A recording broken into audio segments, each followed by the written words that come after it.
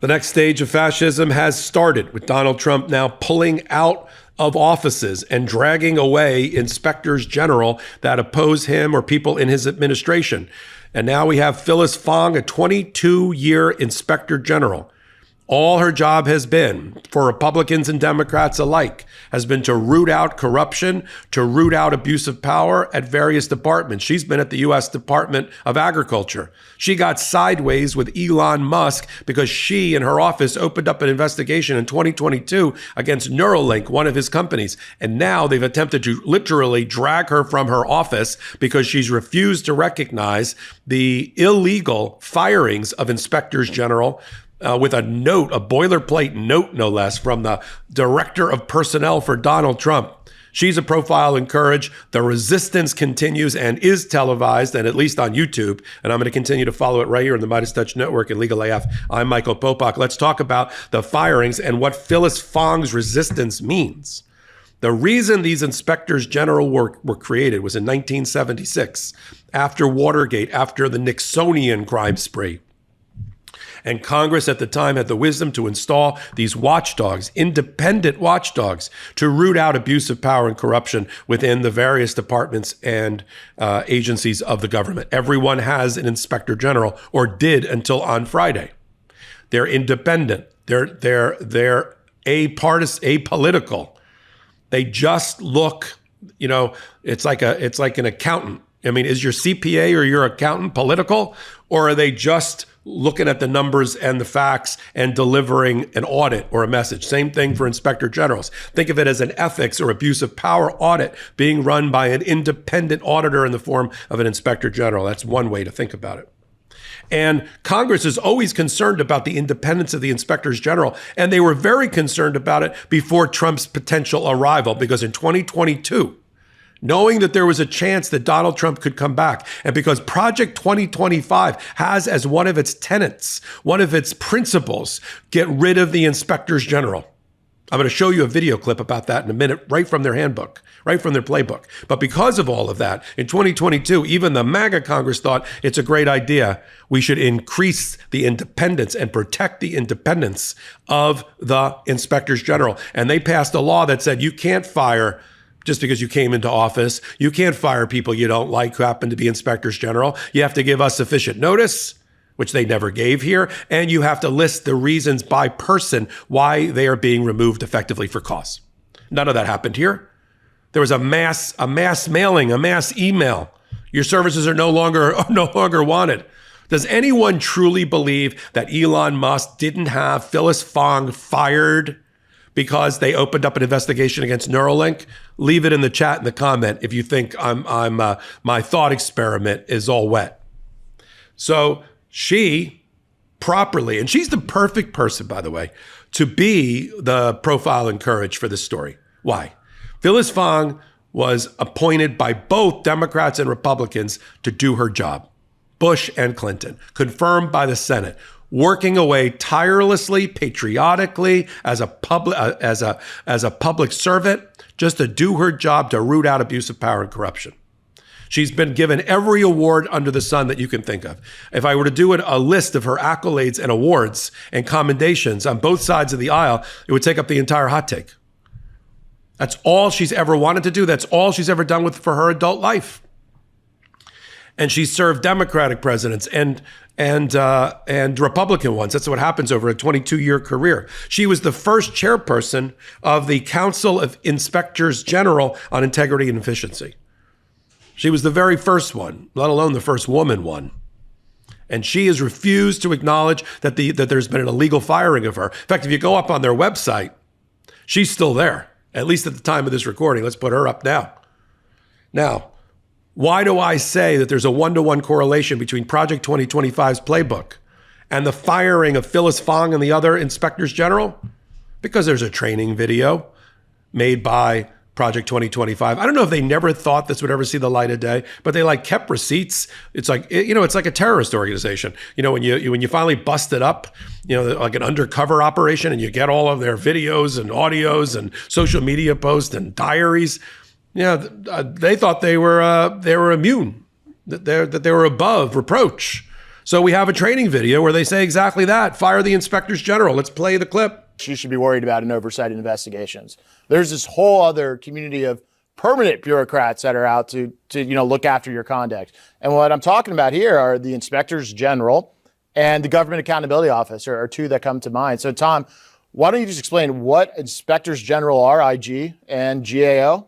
Yeah, so the inspectors general are permanent staff within the agency that are responsible for rooting out fraud and abuse within the agency operation.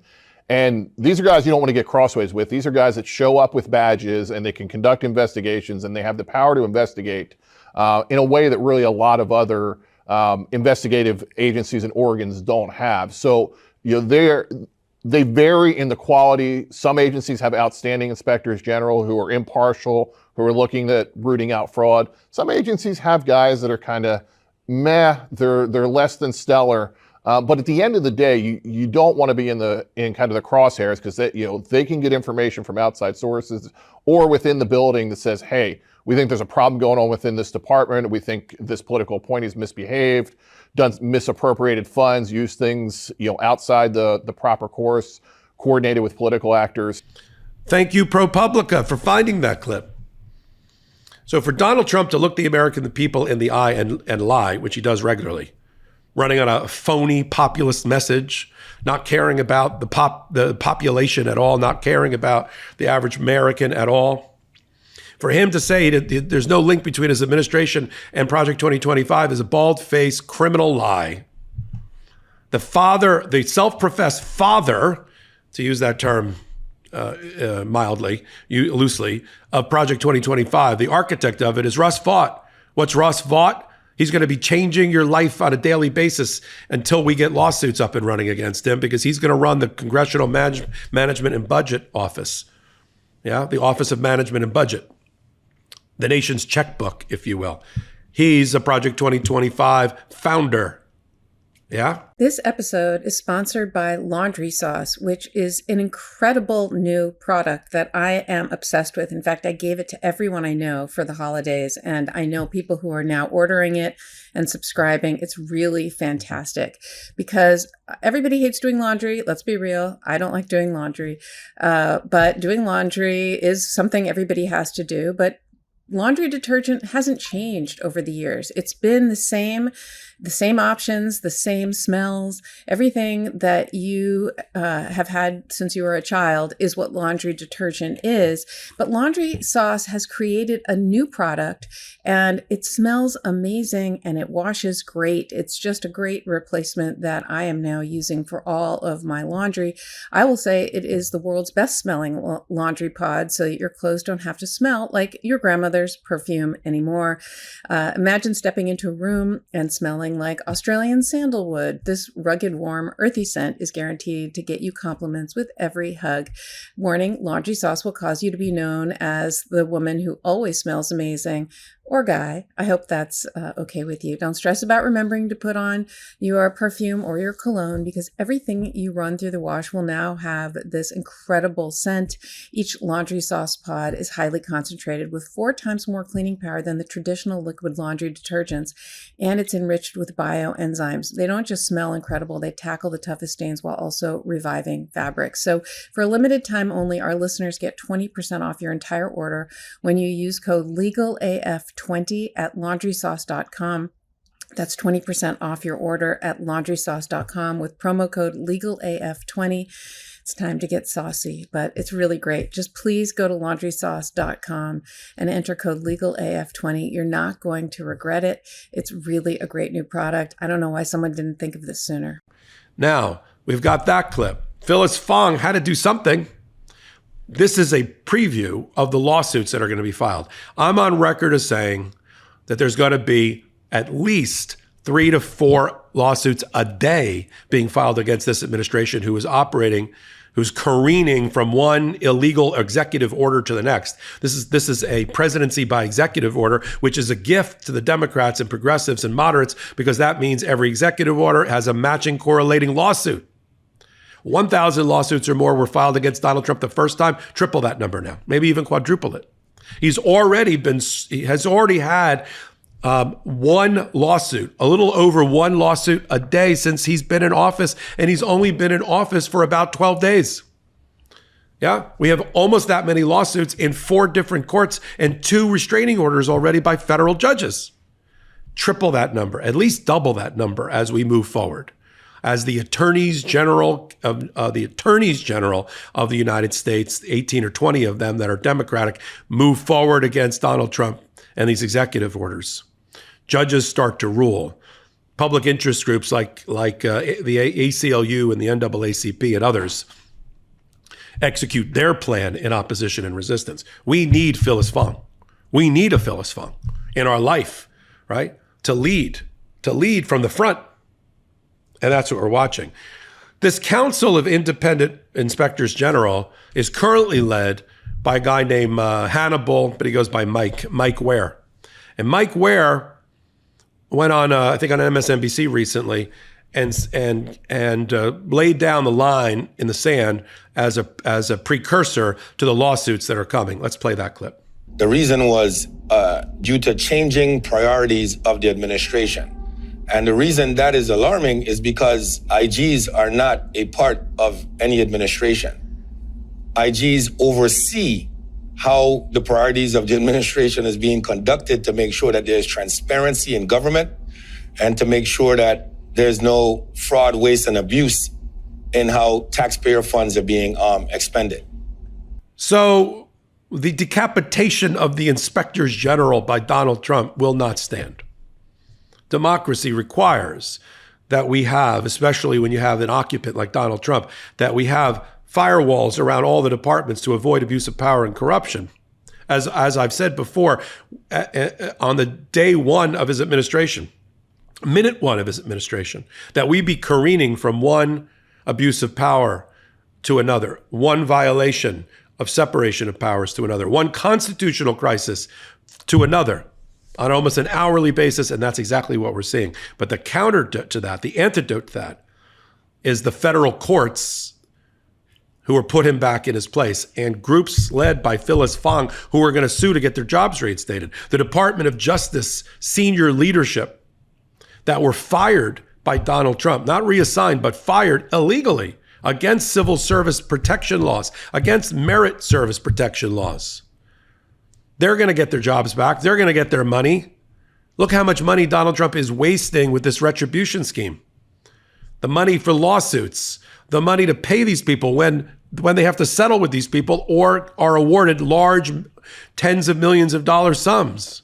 The buyouts for federal employees over 7 months. Yeah, where's that coming from? Not Donald Trump's pocket. He doesn't pay taxes. Yours in my pocket. Wasteful. Yeah, petulant.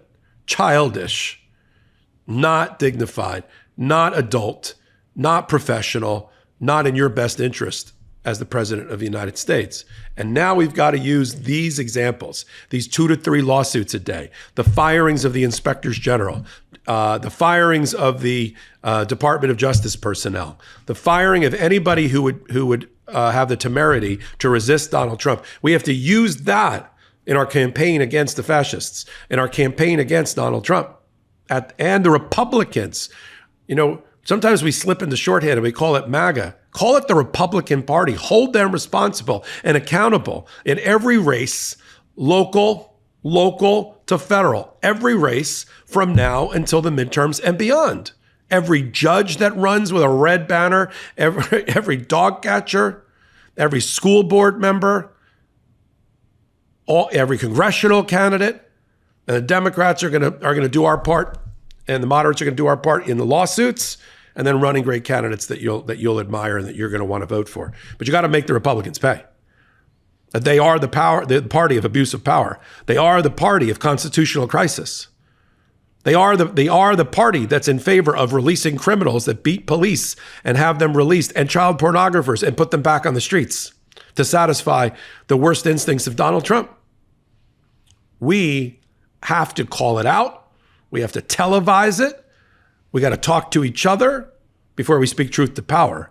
We'll do it all right here on the MeidasTouch Network and on Legal AF. As most people know, I've gone since 2025 in the election. I've gone full time with MeidasTouch and Legal AF. It's that important. It's that important to the remainder of my life to devote it to you, to this audience, to the Legal AFers, to the Meidas Mighty, to the law and politics analysis like no other here and on the Legal AF YouTube channel. Join me in both places. Join me in both places. And then I got a great new announcement you'll be hearing more about starting next week about a new law firm that I started, the Popok firm, which is going to be dedicated to justice in collaboration with a team of amazing lawyers all around the country. The Popok firm announcement, look for it on Monday. So until my next reporting, I'm Michael Popok. In collaboration with the MeidasTouch Network, we just launched the Legal AF YouTube channel. Help us build this pro-democracy channel where I'll be curating the top stories, the intersection of law and politics. Go to YouTube now and free subscribe at Legal AF MTN. That's at Legal AF MTN.